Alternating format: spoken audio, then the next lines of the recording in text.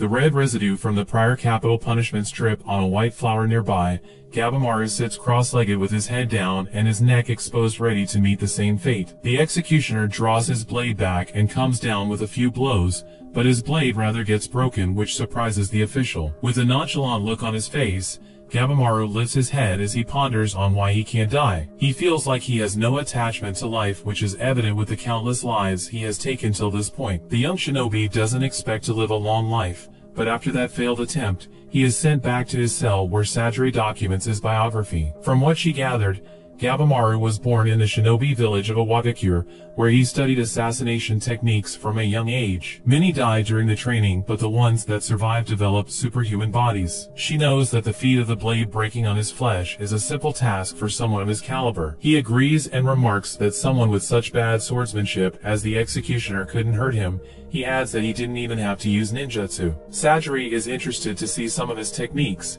but he declines to show her. The following day, the Lord orders that Gabimaru be burnt at the stake. This is a bit unconventional because this punishment is normally reserved for the crime of arson. They build an elaborate platform, and the villagers place dry hay around him. One of the guards is ordered to puncture him to make his demise quicker as a mercy, but as he thrusts, the spirit breaks on impact without leaving a single scratch. The shinobi apologizes for hurting the spear. Talk about savage. They set the hay ablaze, which quickly engulfs Gabimaru in flames, but after a moment, his stare can be seen through the roaring fire. The Lord grinds his teeth in frustration as they send him back to his cell without a change of clothes. Sajiri joins him again for questioning, but she keeps her back turned to him given his current condition. He tells her that he is not trying to resist his fate and would love it if they could actually take his life. He continues, revealing that he doesn't know his parents. All he's aware of is that they met their demise at the village chief's hand when he was a baby. He's not aware of the reason, but he has no feelings about the event. He doesn't have any dreams or aspirations since shinobi only have one job.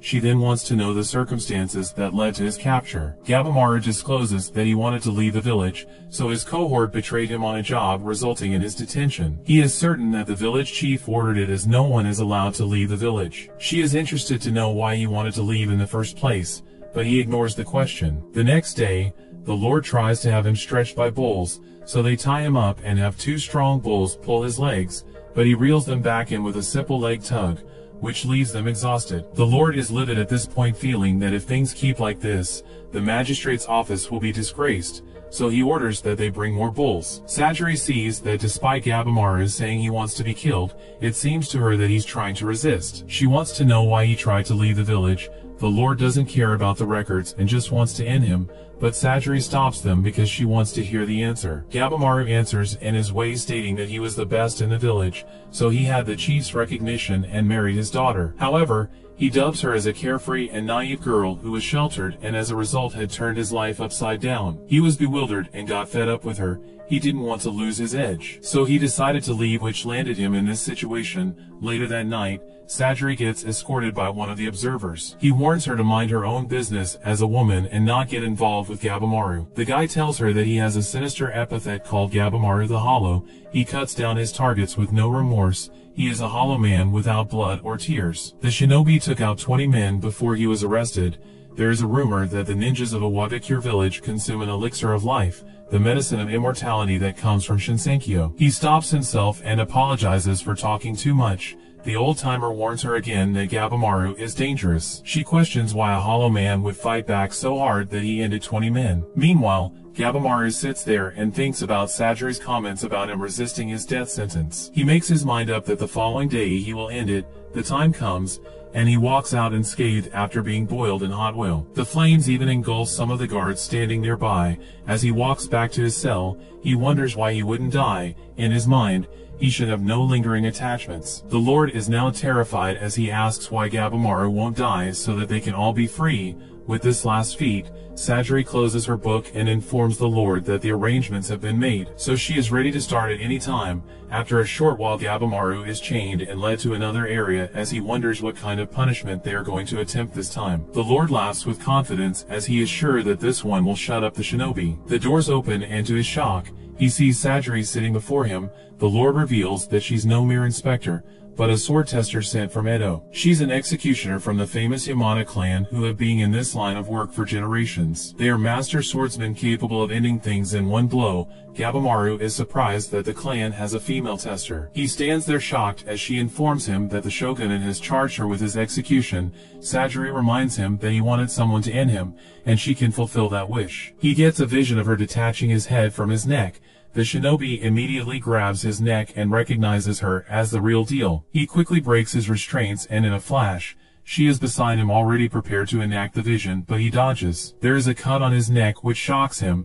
She continues to attack as he evades. He contemplates his resolve to leave this world. From her experience and the time she has spent with Gabimaru, she knows that there is a great emptiness inside him. But she is also certain from listening to him describing his history that he lied about one thing.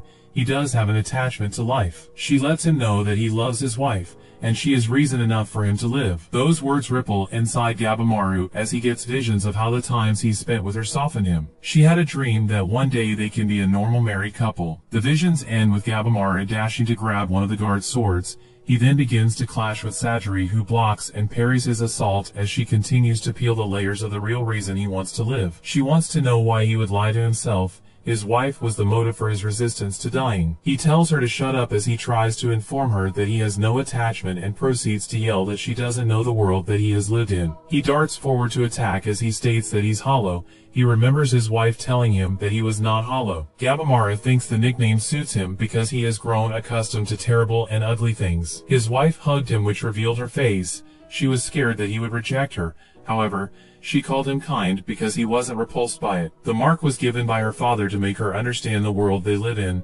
The men are to be shinobi and the woman's job is just to bear children. But she believes that people's dreams don't die so easily as she kisses her husband. From the way he blushes, she knows that he can't be hollow. Things flash back to the present and he continues his assault claiming his hollow label. He went to the chief to alert him that he wanted to have a quiet life with his wife as he wanted to retire from assassinations, but the chief gave his answer to the request by having him captured. As he comes down with an attack, Sajiri counters with a scroll that pauses him in place. It is an official pardon. It doesn't only dismiss all charges, it even grants him the shogun's protection. With this, neither the magistrate's office nor the village's shinobi could harm him. However, it does come with one condition: he must venture to the underworld. Her statement confuses him at first, but she explains that there is a land called Shiansenkyo brimming with fertility and joy where there is no pain. Since ancient times, people have called it paradise and heaven among other names. The location of the land has been speculated till it was found by a few travelers. It is reported that in that land,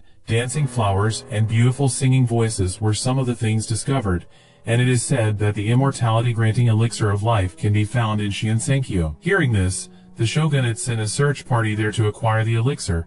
However, one foggy night, a lone boat returned with beautiful flowers. Upon closer inspection, they realized that there were remains inside, with a body that had a look of joy on his face as flowers grew from his eyes. The authorities sent 5 more expeditions, but no one returned. Gabimaru comments that the information being told sounds like a fairy tale. She agrees, and so did everyone else until they saw humans becoming flowers. The ruler found this incident to be mysterious. So he concluded that the legends must be true, which in turn means that the elixir of life must be there. He therefore ordered them to gather criminals condemned to death for the next expedition, since these people are expendable. Whoever brings back the elixir of life will be pardoned. Sajiri came looking for potential candidates. She wanted someone with skill and a fierce desire to live. She reveals that on her way there she heard that Gabimaru's wife was still in a Wagakure. Since the day of his capture, she has closed herself off and hasn't spoken to anyone. Sajiri speculates that she must believe that he will return. So she asks him again if he has any attachment to life and adds that the only way for him to see his wife is to travel to the mysterious island with heinous criminals condemned to death and compete with them for the pardon. The Lord heard everything and just wants the guy dead at this point. He thinks releasing him over such nonsense is ridiculous. He then orders his men to attack. The Lord is adamant and even threatens Sajiri if she gets in the way. Gabimaru the Hollow processes all the information and sheds a tear that he has a second chance. He remembers that Sajiri wanted to see ninjutsu. She gasps in awe as he releases a fire-style technique that defeats all the guards in an instant. He sits on top of their unconscious bodies like a boss. Sajiri puts the Lord in his place as Gabimaru decides to take the deal and hunt for his freedom. He complains a little when he finds out that they have to go to Edo to make things official. The shinobi is eager to get the elixir. With conviction, he states that he will overcome all the obstacles and make it back alive for his wife. Sajiri recalls a time when she witnessed her father conduct a specific capital punishment so well that the culprit didn't realize what had happened.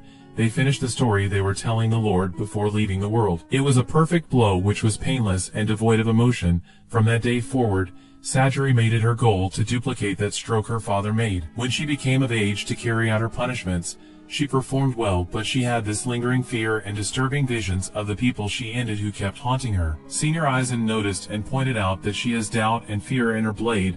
She looks at its reflection and she feels like she is being overwhelmed by it. Presently, she places a cloth over Gabimaru's face. After they arrive at the capital, the criminals are gathered at a beachfront. They are formally welcomed and then informed that they are sitting before the ruler. Under normal circumstances, they would never have the opportunity to have an audience with him, which is why their faces are covered. Hearing this gets the criminals irate as they heckle back, stating that they don't see the ruler as anyone special. One of the officials begins to get worried if it's safe to have such a crazy bunch gathered together like this. While they continue their noise, Sajiri looks through the bios of some of these offenders, and their crimes are so dastardly that it's beyond reason. Her thoughts are interrupted when Gabimaru complains that he can hardly breathe and also expresses his wish to see the ruler in person. One of the officials reads out their secret orders to travel to Shinsenkyo and retrieve the immortality-granting elixir of life. They show the official pardon that the one who completes the mission will receive.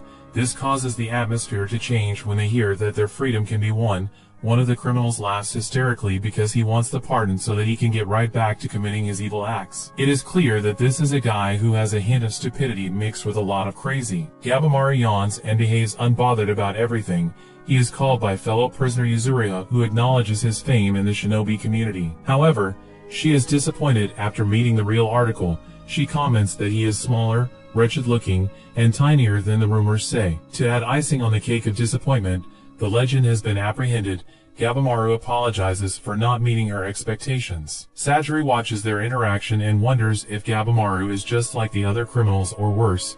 She uses her blade to pry further and is disturbed by what she sees. A description of the island they will be going to is proclaimed for all to hear. They start to get rowdy again, thinking that the details are all a fairy tale. They are all ordered to remove their masks as a cart is pushed to the front. The covering cloth is removed to reveal a man sitting there with flowers sprouting from his body. The convicts murmur among themselves as it is explained that the man before them is the only sergeant who returned alive from a very recent expedition. He is no longer human, and 60 other members of the expedition are still missing. After seeing the supernatural, the convicts start to have second thoughts since no one told them that the island would be so dangerous. One of the officials states that they shouldn't have a problem because blossoming into flowers would be a mystical blessing. He even goes as far as to say that it would be wasted on them. This gets the group mad, feeling like they are being mocked. Some even express their reluctance to go now. The official shouts for them to be silent as he gives an emotional speech about how disrespectful they all are. They are convicts sentenced to death, and the ruler has allowed them to travel to paradise. Kyan can sense the cap and points out that they don't know anything about the island. He asks what if the elixir's not there, and everyone supports his question. The official tells them that anyone can drop out if they are not happy with what's been offered since participation is voluntary. Someone takes them up on their offer and gets up to leave, but before he takes 10 steps, Aizen is on him and ends things with a swift strike. The incident reminds the official to add that when the offenders arrive on the island, they will be assigned monitors since their death sentences still apply on the island. If they act out, they will be ended on the spot. The executioners draw their swords to emphasize the point. The Yamada clan will accompany them as their monitors. He warns them not to get any funny ideas or else they will end up like the guy laying on the floor. Also, if their assigned monitor dies under any circumstance, the criminals too will have to climb the same stairs to the hereafter. Gabimaru is still calm after hearing everything, so Sajiri wonders if he's brave or if it's just that he doesn't comprehend the situation. The ruler calls the official and whispers something in his ear. After hearing him out, he announces that before they go to the island, their numbers need to be reduced because the ship's capacity and the number of monitors is limited. Everyone looks at each other confused, but Asa already figures out what they are insinuating and is already doing the number reduction by choking out one of the prisoners. His point is proven when the official doesn't do anything after witnessing what he just did. Asa takes out another guy while alerting everyone to look sharp before they end up dead. The official confirms his conclusion, stating that anyone who dies in this process would have been useless anyway.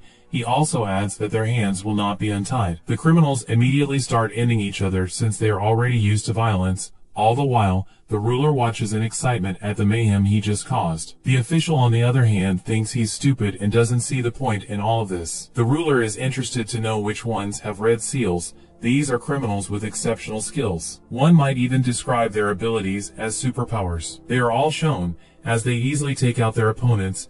Gabimaru the Hollow is the most notable, as he is a living legend. He is pointed out to the ruler, and they are all surprised that he hasn't moved from his spot yet. No one is also daring to attack. Aizen notices that Sajiri is a little overwhelmed by the extreme violence. He comments that it will be even more brutal when they get on the island, so he wonders if she will be able to kill when faced with unknown dangers. He takes the opportunity to voice his opinion that she is not suited for the job. His words causes her to jolt a little. The senior believes, although her father was a warrior, she should be living a quiet life in a mansion. His comments makes her clutch her sword out of frustration.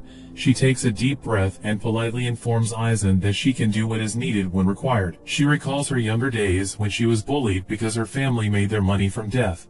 But the first day she picked up a blade, she saw the reality of their work and still wanted to be involved, so her conviction is resolute. This is tested a little when some of the criminals see Sajiri as a weak target, so they rush her to take her weapon. Aizen steps to deal with them, but Sajiri stops him and engages them instead, by ending them swiftly. She begins to feel the burden of taking the lives again as she's almost overtaken by it. Gabimaru makes a comment that killing people is never okay. This dispels her demons immediately. Everyone stops and listens as he suggests that they figure out a non-violent way to choose. The officials stand on guard as they don't understand when he closes the distance to the ruler. He points out that although they all might be slayers, not all of them do so because they want to. Gabimaru refuses to let them use them like this. The official takes it as disrespect towards the ruler. The shinobi drops another golden nugget, stating that it's only natural not to end people if it is not necessary. They give another warning for him to watch his tongue. Gabimaru sighs, believing that they are not listening to his words. The officials point to a random criminal and offer him a spot on the expedition if he ends the shinobi, which surprises him. The one contracted to attack picks up a rock as Gabimaru tries to reason with them, but the guy ignores his pleas and throws the rock at him, but he dodges. He gives them one more chance as he calls to their logic, but they state that if he is not going to fight, he should just keep quiet and let them take his life. Gabimaru sighs, once more disappointed that they have chosen death. He bluntly alerts them that he will end them if they try to do that to him. As he walks towards the fools, he has a change in demeanor. The shinobi comments on how he's about to burden himself with their deaths. Sajiri takes note of this statement as he pauses for a moment before he begins to maul through all his attackers. Everyone watches on in disbelief as he finishes the last guy right at the water's edge. The ruler drops his fan, terrified at what he has just witnessed. They call him a monster as he flicks their red residue from his hair. Sajiri tilts her blade towards him and sees all the souls he has taken holding onto him, but he still stands strong. Aizen calls his methods brutal. As he walks back, Gabimaru sarcastically asks that would he approve if he made it pretty instead. This comment makes Sajiri to have an epiphany that maybe it is not about her gaining strength or killing her fears, but it is about being able to gain the resolve to take the burden and fear of the lives she took. Coming to this realization causes her to cry, which she quickly wipes. All the while, the shinobi washes the rest of the mess from his face and body. The officials stop the criminals from fighting and announce that the remaining people will be joining the expedition. Not surprisingly, all the people left are the ones with red seals. The 10 will be accompanied by their monitors from the Yamada clan. The following day, they set off to the uncharted island. Gabimaru watches as Shinsenkyo comes into view through the fog. Gabimaru recalls the village chief performing an exercise to demonstrate his immortality. Members of the shinobi clan attacked him with numerous weapons, giving him fatal injuries, but the guy just stood there with a sinister grin. According to sources, it was due to some medicine he acquired long ago from a land across the sea, similar to where they have landed. Gabimaru notices Sajiri's expression and comments, saying that he feels like she does not believe that the elixir exists, but he assures her that it is real. However, He's not sure if it's on this particular island. The shinobi is still bound as they walk through the densely vegetated area.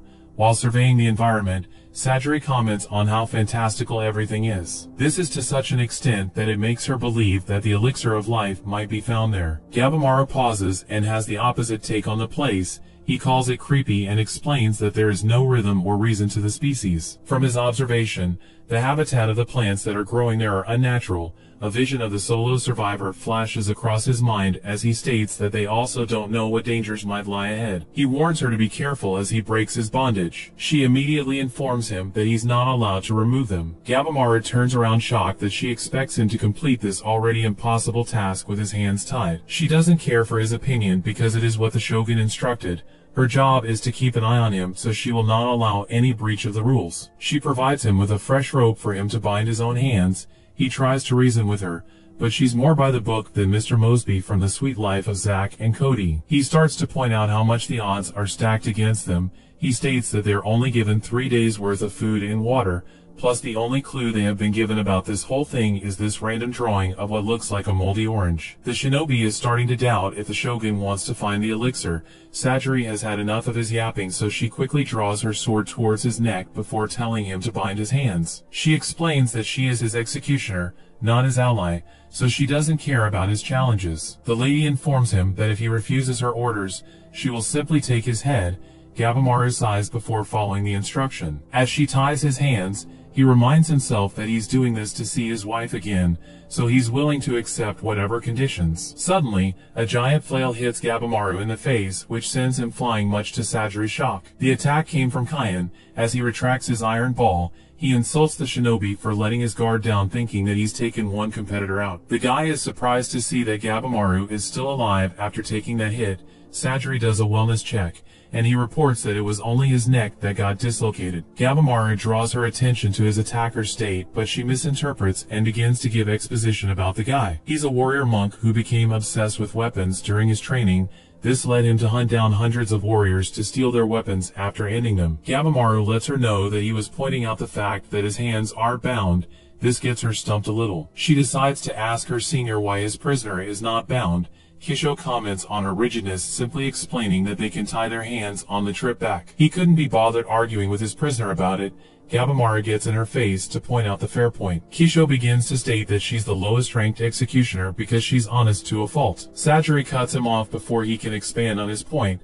The mad monk slams his weapon down, annoyed that Gabimaru hasn't acknowledged him. He bangs down his box of many weapons, excited to try them on the unkillable shinobi. Gabimaru sheds light on the fact that it would be pointless for them to fight, as it will give a head start to the others, but Kaien details that since they have no leads, it would be best to finish off the other criminals so that one can take their time to search for the elixir. The shinobi just happens to be the first on his list. The executioners stand by to watch the outcome of the fight. Gabimaru is annoyed that he has to end someone again since his wife doesn't like him doing that. However, he makes a cold face ready to do the job. As Kaien dashes towards him, Sajiri taps the shinobi's shoulder, still wanting him to bind his hands. While he restricts himself, the first attack lands clean, but the weapon shatters on impact. The mad monk immediately goes in with another weapon, but that breaks too, but Gabimaru still stands strong. He comes in with the ball and chain again, but it shatters. He finally dashes in with a spear thrust, and by this time, the shinobi has finished tying himself. He traps the attack and uses the pole part of the spear as a lever to send Kaien flying into the air.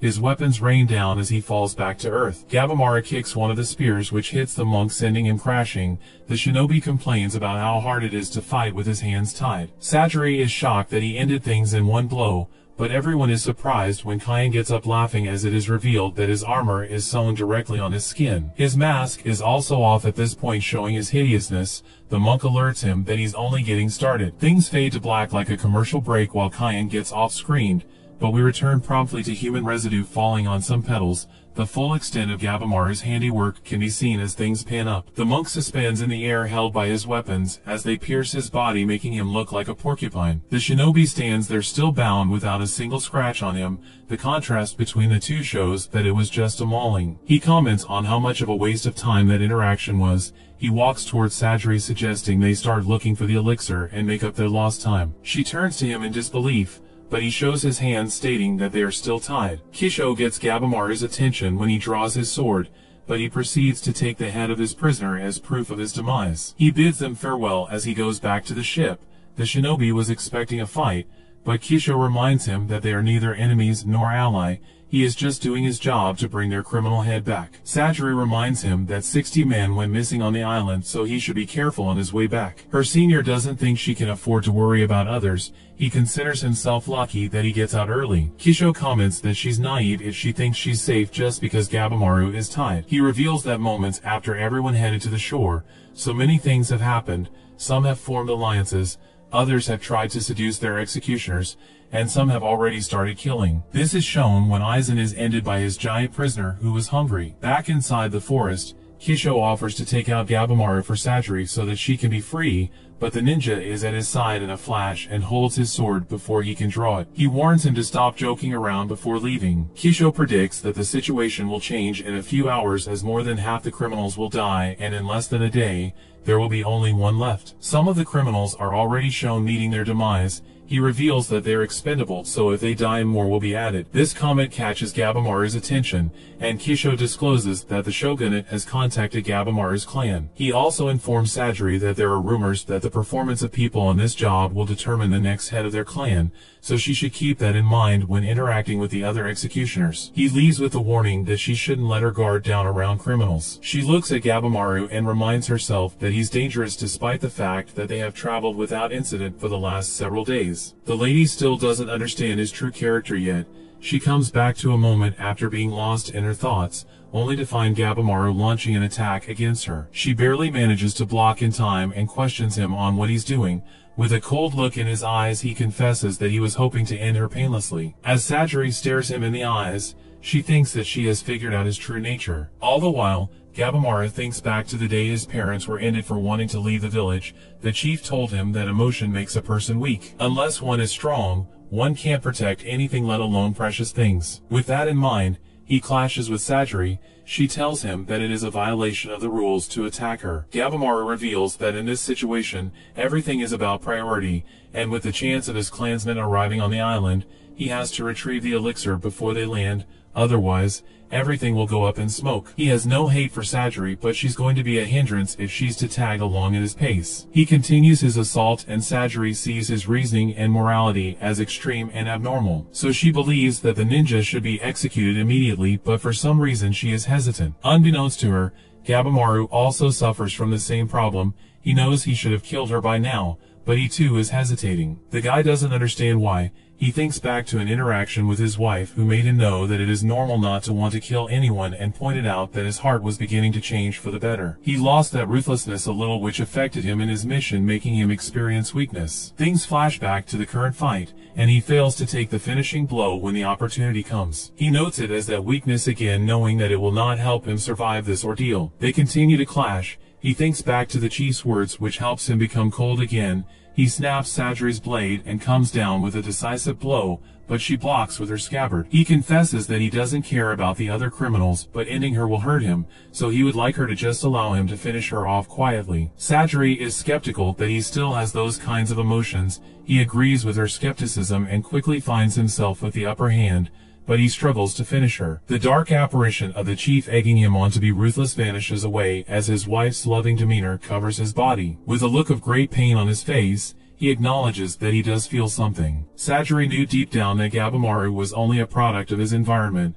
which is why she hesitated to attack. She could sense a tormented soul just like hers, but he endured and tried to hide his emotion. Gabimaru begins to cry as he calls himself weak for not being able to finish Sajiri. She sheathes the sword as she informs him that it's not weakness, but rather the seed of strength. She compares feeling nothing to one averting their gaze, and believes that not fleeing from emotions is where real strength lies. She knows this because he was the one who indirectly taught her to face her demons. As Sajiri gets up, she tells him that she will overlook his wrongdoings. She challenges him to face his crimes and emotions to reclaim his life. Although their relationship hasn't changed, he's not his old self anymore. Elsewhere, Fuchi and Tamiya are surprised to see man-made statues on the island. As they look in awe and confusion, Tamiya is stung by one of the butterflies. Upon closer inspection of the creature, he realizes that it has a human face, and a vision of the flower survivor flashes into his head. the swordsman cuts his hand without hesitation and destroys the creature. This confuses Fuchi, so he points out that the butterfly has a human face, so it's not from their world. Shortly after, his amputated hand begins to grow flowers. Other creatures begin to come out, including a giant one with hands for eyes. During that interval, Gabimaru and Sajiri are also surrounded, but they are faced with a fish-head creature. The ninja asks her to stay back as he puts on his face mask ready to engage it. Elsewhere, we are shown a flashback that led to Tamiya's capture. He was known as the Blade Dragon, who was unmatched in the 8 provinces. His dominance was so absolute that he stopped coming across men that were stronger than him, but he was asked by a lord to become one of his officers, so he accepted the position given the perks that came with it. The lord was a great man who took pride in his properties. During a drink to commemorate their partnership, the lord made a comment challenging Tamiya's title as the Blade Dragon. This infuriated him, so he destroyed the dragon's front gates of the lord and cut him down too. This caused the lord's whole clan to come after him. He was eventually caught and sentenced to death. The flashback ends when they arrive at the shores of the island. He confronts his executioner about his trade based on the dissecting tools that are visible for all to see. Fuchi educates him on his important work, which helps advance medicine, and unsheathes his sword, warning him not to insult their essential work. Tamiya backs down a little when he gets a vision of his intent. Moments before their encounter with the monsters, the infamous swordsman intended to eliminate all his competition before searching for the elixir, but this quickly changed with this new threat. All the while, Gabimaru analyzes the fish head monster wearing prayer beads, wondering if it's a living creature. One thing he is certain of is that its appearance is ridiculously fantastical, and his instincts are screaming at him that the island itself is dangerous. As he complains about the unwanted hassle, the fish head breaks its prayer beads and launches all of its arms to attack Gabimaru, but the ninja slips the punches easily and counters with a devastating kick that splits the head of the creature. But to his surprise, the monster catches his feet quickly and slams him on the floor. Sajiri watches on, worried, but she stops her call when the ninja sharply recovers from the attack. He reminds her to stay back. With his last assault, he has confirmed that the creature seems to be alive. He recalls his shinobi training. Their 5th code states that one doesn't fight an unknown enemy. Gabimaru contemplates running, and he looks back at Sajiri struggling with the butterflies, wondering if he should retreat with or without her. His thoughts are interrupted when the creature apprehends him with its tentacles and draws blood by squeezing before flinging him into the forest and onto the floor. Sajiri rushes over to make sure that he's fine as he looks at his hand, which is covered in red residue. He comments on the danger of the island, but Sajiri is more surprised to see that it managed to injure Gabimaru so badly. He suggests they retreat for now, but that plan is quickly shut down when they realize that they are surrounded by huge monsters. The duo stands there puzzled at the meaning behind their smiles as they close in on them. Sajiri tries to calm herself down so as not to lose her cool. Meanwhile, Gabimaru knows that the situation is dire, so he decides to fully give in to his instincts, and the results are terrifying. His eyes become clear as he dashes and takes out his first target in a spectacular fire attack. This guy is on demon time because he proceeds to show the creatures what a true monster looks like when he mercilessly mauls them down. All Sajiri can do at this moment is watch, unnumbed by this disturbing otherworldly sight, as it dawns on her just how dangerous the situation is. She is snapped out of her thoughts as one of the creatures comes up behind her, charging up an attack, but she manages to dodge. The centipede-like monsters try to hold her down as the creature prepares for another attack. Gabimaru sees this from the corner of his eye, but his instincts are telling him to focus on the enemies in front of him. He decides to save Sajiri as he detaches the hand of the monster before it can do damage. He gains consciousness as he holds Sajiri, but the fish head tries to attack them as they land, but it is intercepted and finished off by Genji. Fellow ninja Yuzuriha is impressed that he managed to exterminate all the creatures by himself. She introduces herself in a high-energy manner. Sajiri notes that she has 2 executioners. Gabimaru prepares to go off on them for interfering in his fight, but he remembers his wife telling him to thank people that help him, so he formally shows gratitude for the assistance. He quickly wants to ascertain their motive since they are rivals. Yuzuriha gets closer to Gabimaru as she advises him not to be on edge since the monsters have been taken care of. She comments on how dependable he is as they watched him save Sajiri. She's also impressed with his durability, which has been showcased as he's still standing despite bleeding so much. Yuzuriha tries to seduce Gabimaru as she pleads that they should work together, but she's scared of the dangerous place. Little does she know that our boy Gabimaru ain't no simp, but rather a Sigma King who is loyal to his wife. She finds out the hard way when he submits her, revealing that he's familiar with the kunoichi methods of seduction. She retreats, content that at least she tried and now knows that it doesn't work on him, but Yuzuriha informs him that she's serious about them working together since 5 is safer than 3. Sajiri interrupts, wanting to know why she has 2 executioners. Genji explains that he was originally assigned to Mikaya, but he was fooled and ended by Yuzuriha. He deemed that a single executioner was insufficient to control her, so he decided to accompany them. Gabimaru and Sajiri find his explanation questionable and quickly figure out that he was seduced by her. Sajiri points out that women have always been his weakness, so he fell for her tricks. Senta uses the silence to introduce himself, but he is cut off by Yuzuriha, who moves on to the next order of business. She reveals that they too encountered abnormal insects, monsters, and statues on their way. Since the place is so dangerous, finding the elixir as quickly as possible is important. However, there is no point in blindly charging in and dying without a plan. Gabimaru is surprised that she wants to work with him, as he reminds her that she called him disappointing before they landed on the island,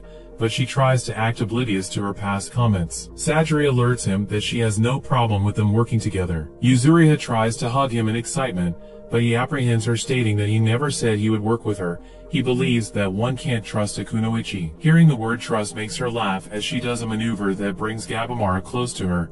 She informs him that they don't need to trust each other, uttering that they can betray each other at any time. Yuzuriha makes the good point that it is enviable as only one will be granted the pardon even if they both find the elixir. She's just suggesting that they use each other for as long as possible. He backs off as she tries to play damsel in distress, but he instructs her to stop the act as he wants to know how working with her would benefit him. Yuzuriha reveals that she wants him to offer his strength in exchange for the information she has. Senta brings some books out to show them. She gives him a taste of the kind of information when she enlightens that the real danger is the human-faced butterflies, not the giant monsters. The butterflies hang around the larger monsters, but their nests and behavior are still unknown.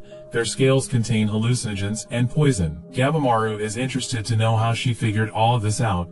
She confesses that she used Mikaya as a guinea pig to test the effects of the butterflies and tied him up to figure out the behavior of the other insects. She also reveals that the centipedes only eat dead flesh, so if left alone, they are safe. She finished him off after he outlived his usefulness. Senta adds that many of the items worn by the monsters feature Buddhist or Taoist designs. These are 2 different religious traditions, so it is strange to have them mixed like so. The statues themselves are unorthodox. From his observation, he is doubtful that the island is truly paradise. Sajiri agrees as she slices one of the monsters to prove that they are living creatures that can only be described as fantastical. Yuzuriha points out that there is still so much they don't know, so they should work together to gather more information. She tries to give a pity story as to why she wants to survive, but Gabimaru smells the cat, forcing her to reveal that she just doesn't want to die young. She warns the shinobi that caring about the lives of others gets one killed. After hearing her waffle, he concludes that he does want the information, but only if they are just fighting together and not fully cooperating. She goes for another hug to cement their new partnership, but he apprehends her again and tells her that he has a wife, so she should stop the antics. Senta comes over to share more information since they are working together now, but Yuzuriha halts him in the meantime. Sajiri watches them as they interact and wonders about what significant thing she has contributed since she arrived on the island. As she engages in self-loathing, she begins to lose consciousness before finally collapsing. Things flash back to Toma, who became an agent of the Executioner's clan within a month of joining, which is unprecedented. Aizen was impressed with his skill and tells him that the final step is for him to finish his first criminal so that he can officially add his name to the list. Toma insists that he pick the criminal. He makes his way to Oz's cell and thanks the Bandit King for waiting, as it is revealed that they are brothers. Toma infiltrated the clan just to save his brother. Ozza complains since he was violently disciplined a little while he was waiting. He informs his brother of a way they can make the law stop pursuing them. Back to the present, the brothers find themselves faced with a group of those monsters as they look in shock. Toma reveals that his brother can quickly appraise the situation and understand how to navigate through it. They came from the samurai class, but their father was ended, which threw them into poverty, and their mother died shortly after. They were then attacked by some bandits, but with Oz's skills, they managed to assimilate into their ranks, and he rose to their leader. This occasion on the island was no different. He immediately begins to attack the monsters, but his weapon breaks. The Bandit King tells his younger brother that they are going to slip through the monsters.